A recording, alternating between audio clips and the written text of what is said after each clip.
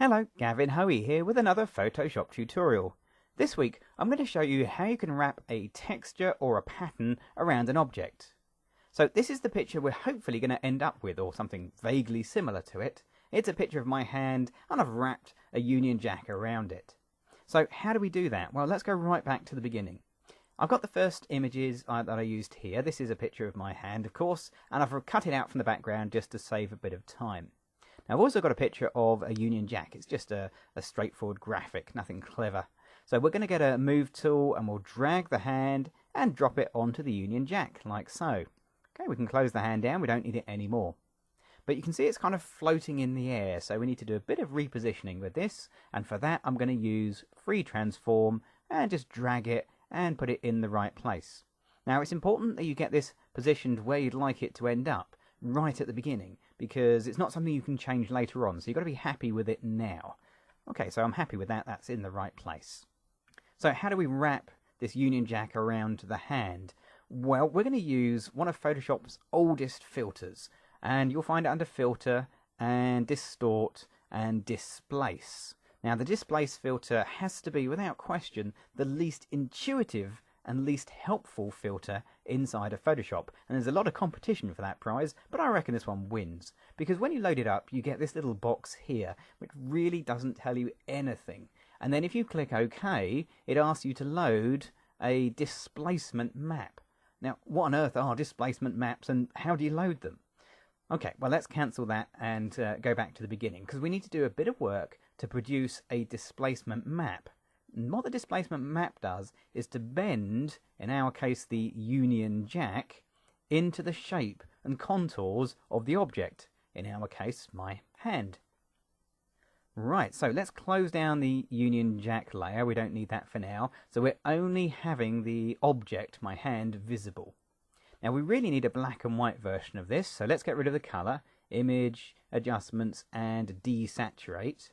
And we really want a really good contrasty version of this as well. So back to Image, Adjustment and Levels.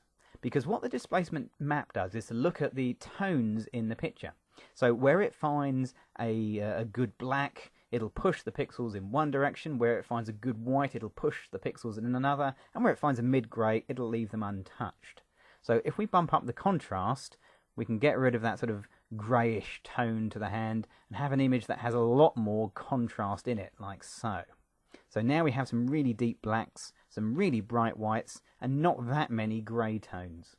Okay, so we can click OK.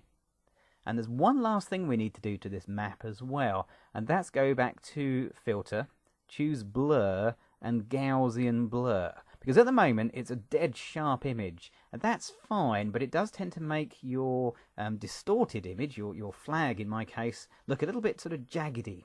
So we want it a little bit smoother than that. So I'm going to put the radius, anything between about 5 and 10 pixels works pretty well. So I'm going to put mine up to about 9 pixels. By trial and error, I found that to be about the right setting.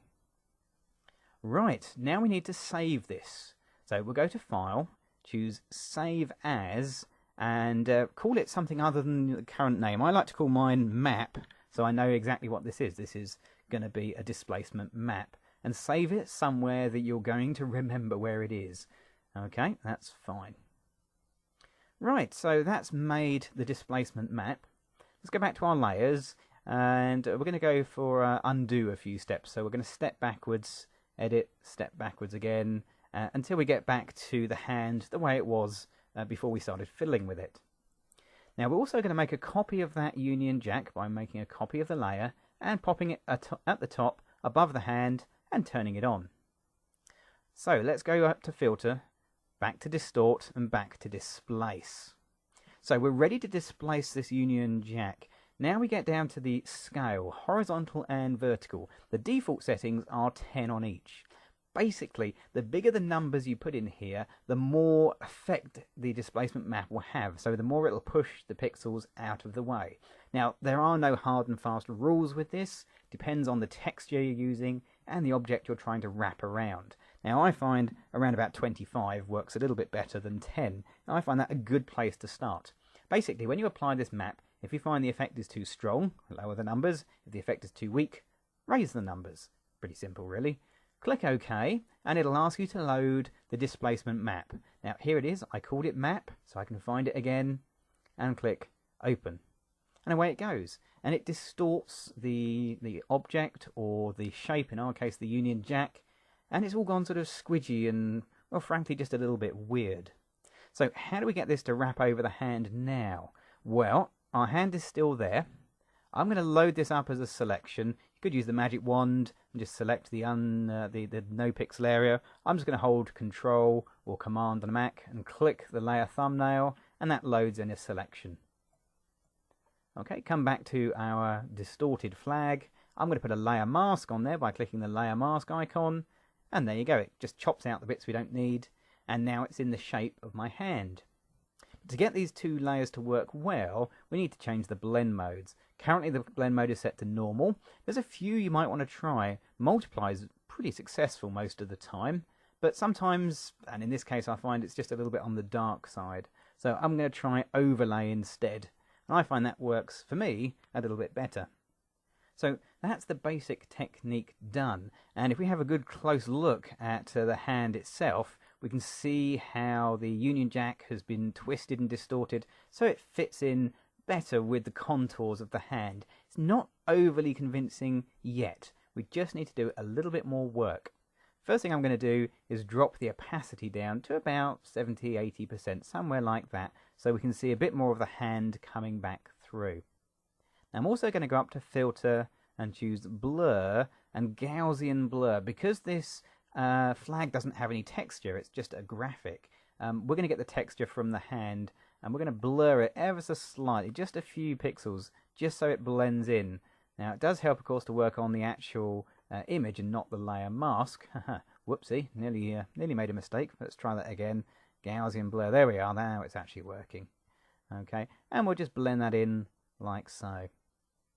Now lastly, I'm going to come back down to the hand itself and go up to Image, Adjustment and Levels, and put a bit more punch, a bit more contrast into that hand, because it's just a little bit underexposed, maybe like so.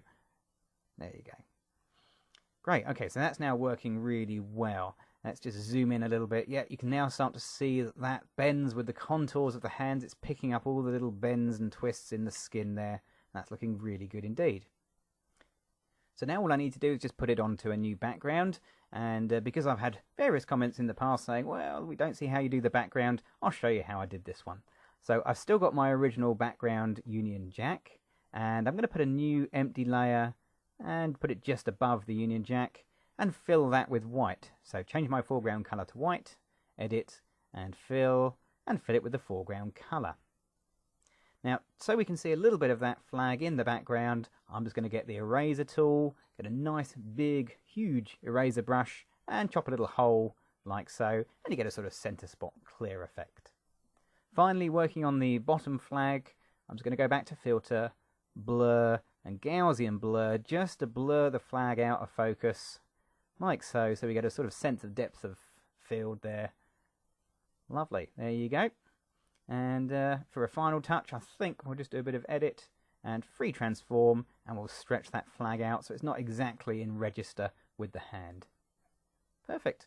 Okay, so there we go. There's how you wrap a texture or a shape around an object.